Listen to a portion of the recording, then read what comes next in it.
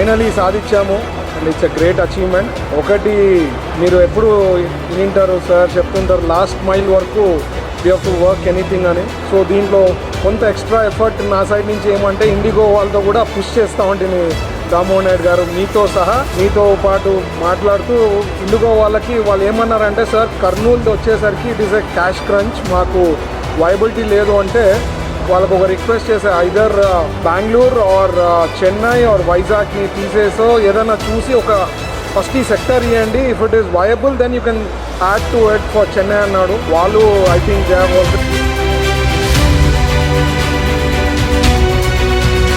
మీరు ఖచ్చితంగా మీ పుష్ లేకపోతే ఈరోజు సాధించేవాళ్ళు గారు. So we are very very happyful. I think Anantapur, Kurnool వాళ్ళు అందరూ కూడా they are very happy about this.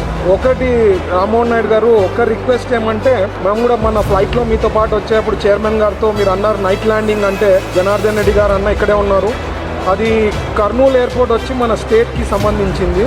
ఇది సెంట్రల్ గవర్నమెంట్కి హ్యాండ్ ఓవర్ చేస్తే నైట్ ల్యాండింగ్ పాసిబిలిటీ ఉంది, మేము ఇన్వెస్ట్ చేయగలుగుతామన్నారు. మీరు అన్న కోఆర్డినేట్ చేసి వాట్ ఈస్ పాసిబుల్ దాంట్లో చూసి అది చేస్తే చాలా బాగుంటుంది రామ్మోహన్ నాయుడు గారు. ఎందుకంటే ఇది ఇండస్ట్రియల్ జోన్లో ఉంది and lot of industries are showing interest to come to Kurnool. Night landing కూడా ఉందంటే మార్నింగ్ వచ్చి నైట్ వెళ్ళిపోయే వాళ్ళకి, చార్టర్ ఫ్లైట్స్ వాళ్ళకి చాలా హెల్ప్ఫుల్ ఉంటుంది.